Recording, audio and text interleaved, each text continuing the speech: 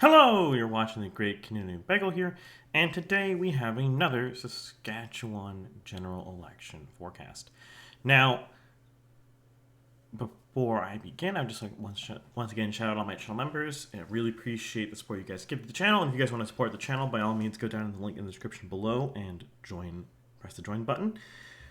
Otherwise, just do your regular YouTube things. Like, share, subscribe, comment below, and make sure you hit that bell, because apparently that thing matters. And I hate having to say all these things, but, you know, YouTube actually works, so anyways. But now, let us begin. So, I want to just put a huge disclaimer out at the start of this video in the first minute. There's not a lot of polls in Saskatchewan. There's also not a lot of good polls in Saskatchewan. I'm not going to go into the full depth and breadth of it, but the two Insightrix polls that we've had this year, February 6th to 8th, and the July 23rd to 20th. Actually, wait, I'll bring this onto the screen. This Insightrix poll here and this one here are not very good polls, and they're not good polls because the SKP is losing. They're not good polls because the regions make no sense. This one's actually, I don't even think there's actually public available source to this one, but it doesn't matter. I'm not going to go through that here.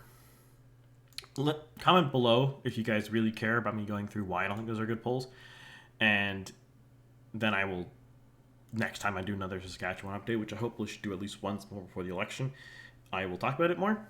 But needless to say, those are not two very good polls. So we've only really had two polls this year in Saskatchewan, two Angus Reid polls, which were perfectly fine polls.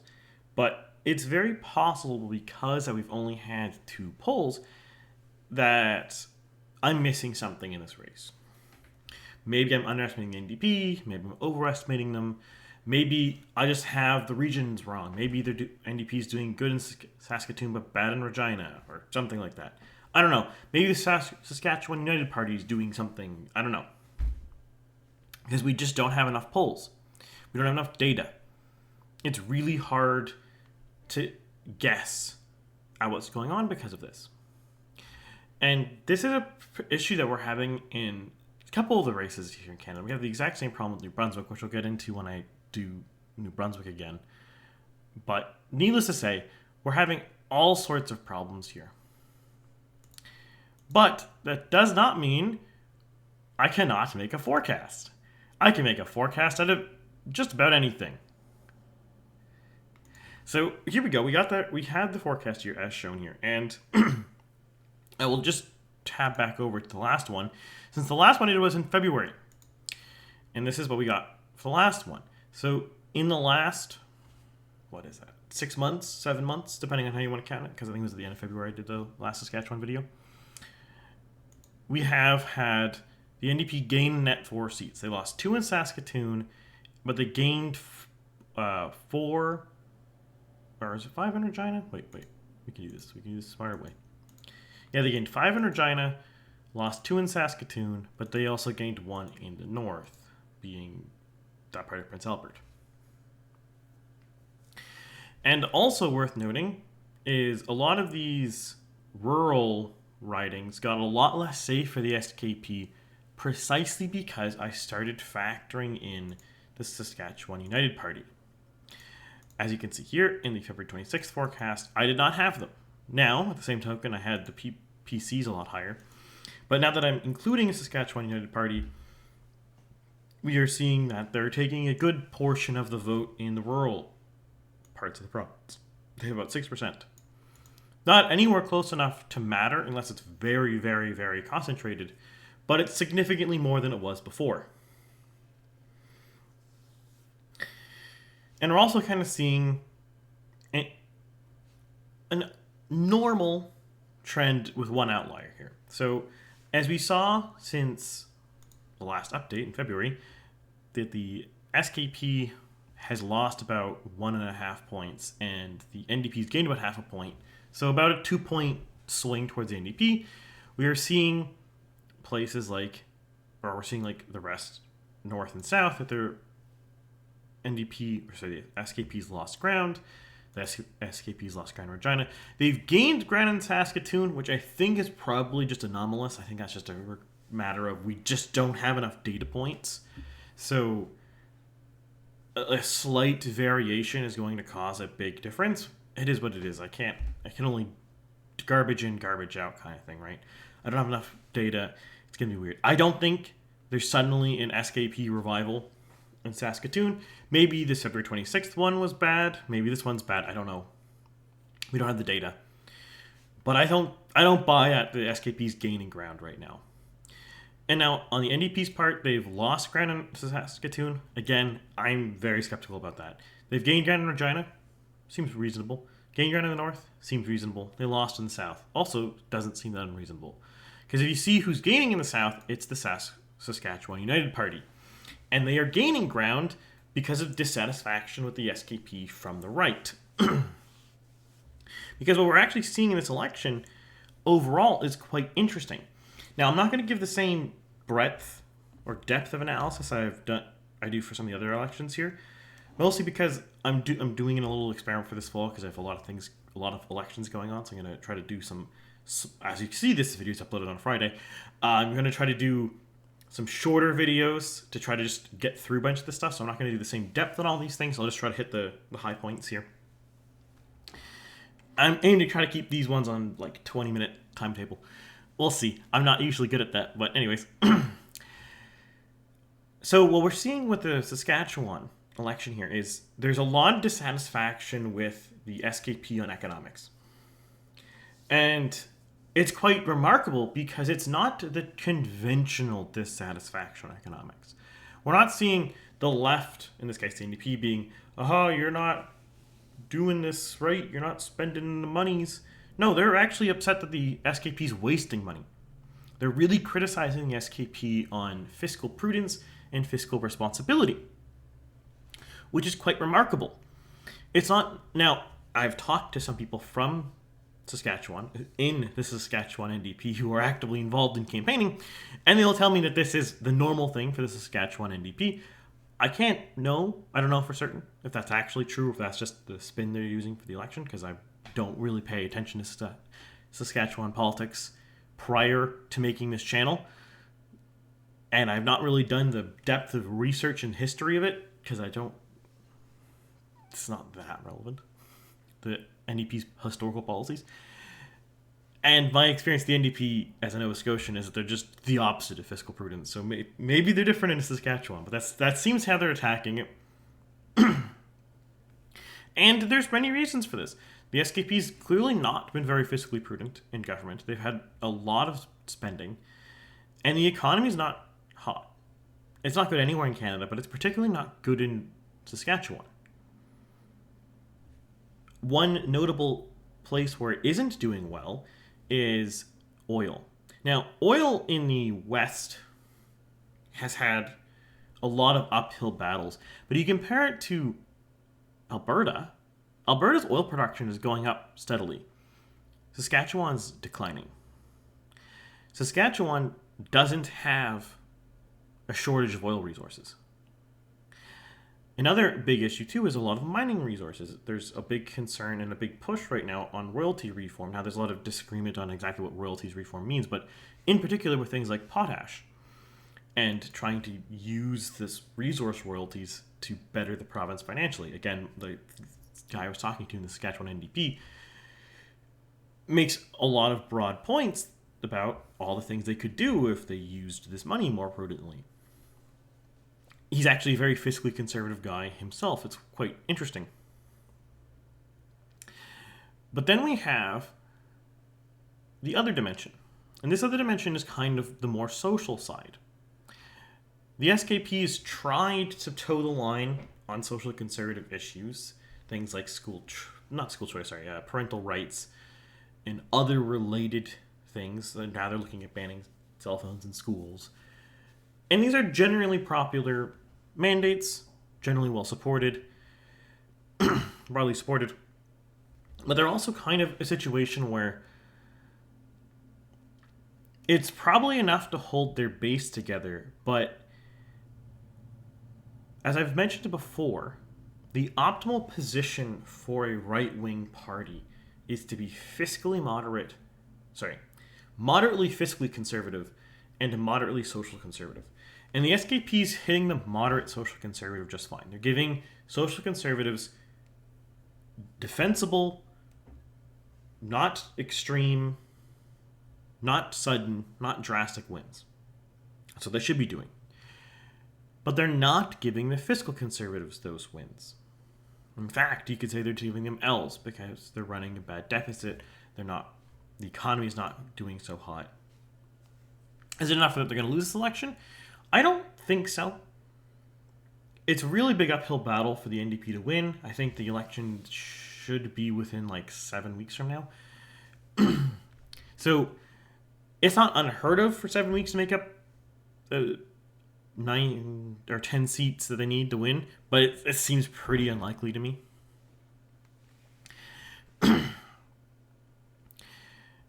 And that's kind of the situation here. And we'll see going into the campaign more how it's going to go, but the SKP has definitely been in a lot of issues. And this is not to be entirely unexpected.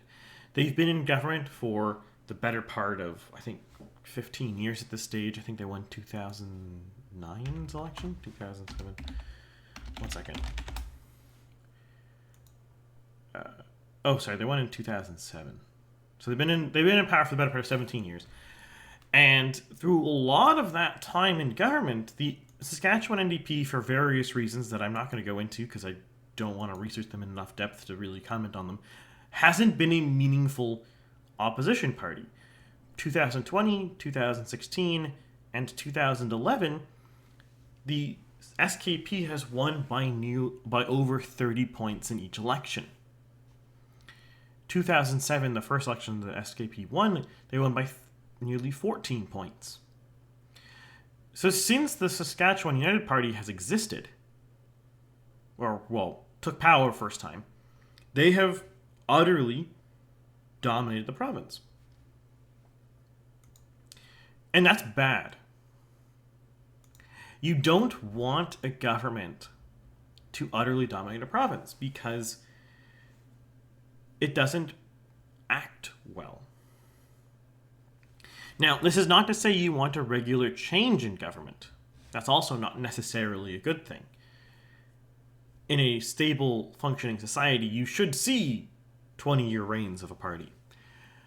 But what you want is a 20-year reign of a party with a proper, structured opposition that's actually holding their feet to the fire. Because if you actually hold their feet to the fire, then they will govern more prudently. If they govern more prudently, it'll be better for the province or the jurisdiction in general. Now, is that necessarily been the problem in Saskatchewan? Not quite.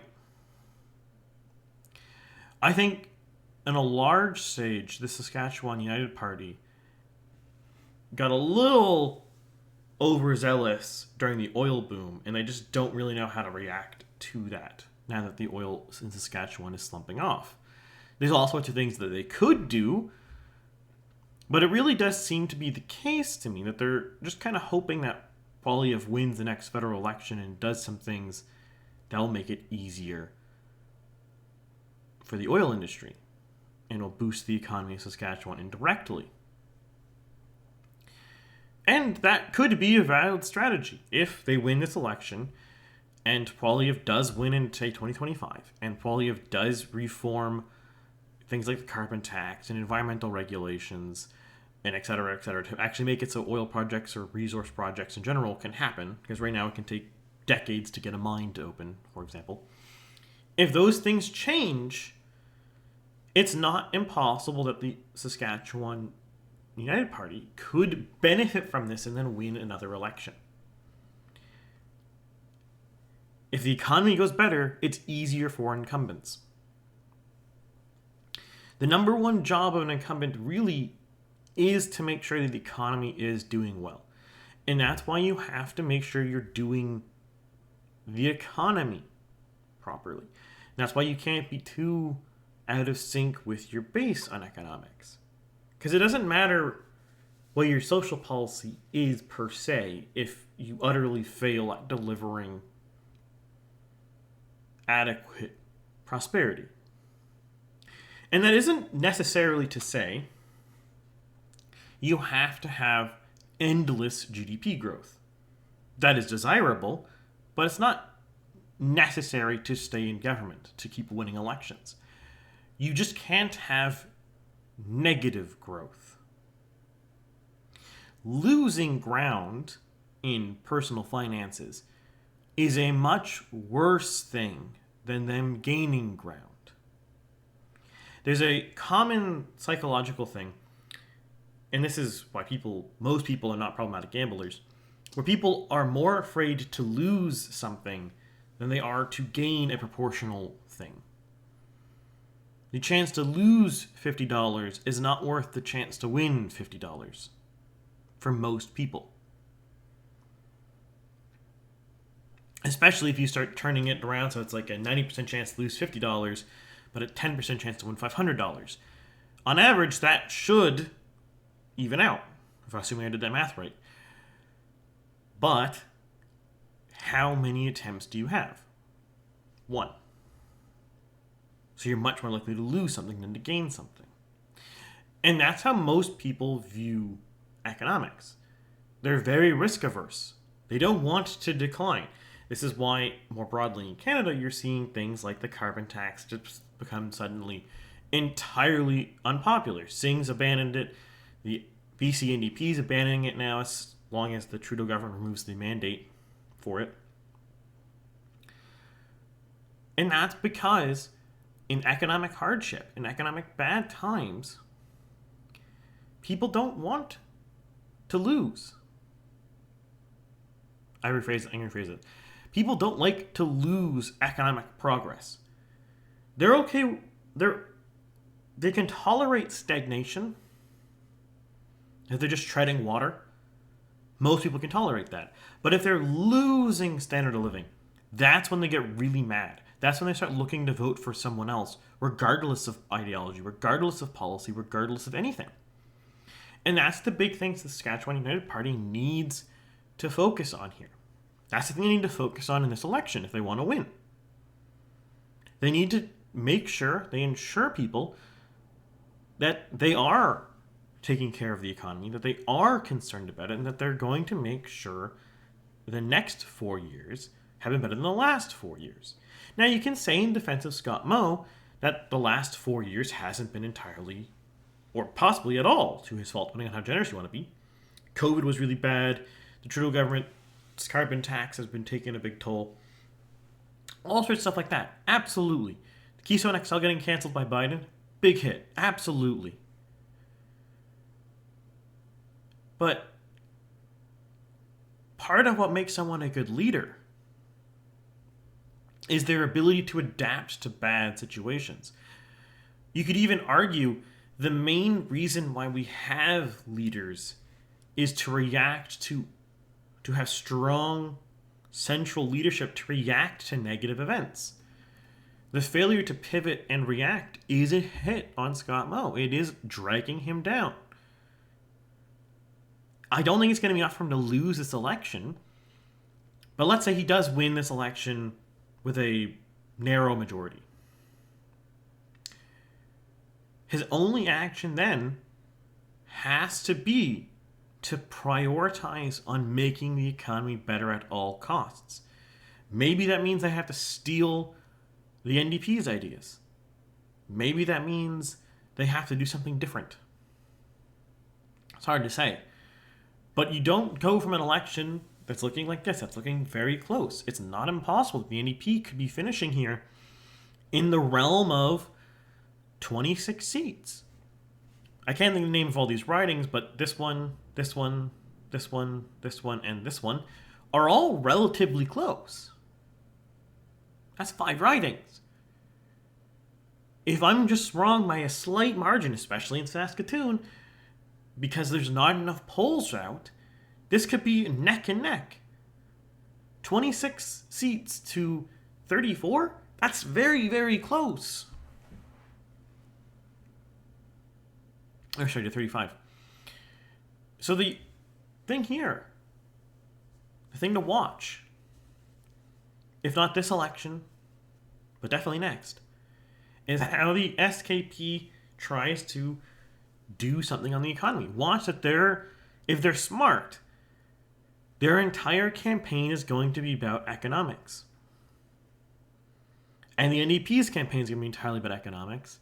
And the NDP is going to be arguing that the Saskatchewan United Party... Oh, I'm been saying this at the wrong time. This is the Saskatchewan Party. Apologies. There's too many parties that are too similarly named. The Saskatchewan Party... Sorry. I just realized I'm making that mistake. The Saskatchewan Party, the NDP are going to argue, has been given to the time to govern, and they have failed. Now, personally, my bet is what's going to happen is that Scott Moe will win this election, and then in 2028, the NDP is going to win. And the NDP will serve in office for 8 to 12 years, and then the SKP is going to win again. That's my bet. We'll see if that actually happens. But with that, I bid you adieu, and I will see you next time with something different.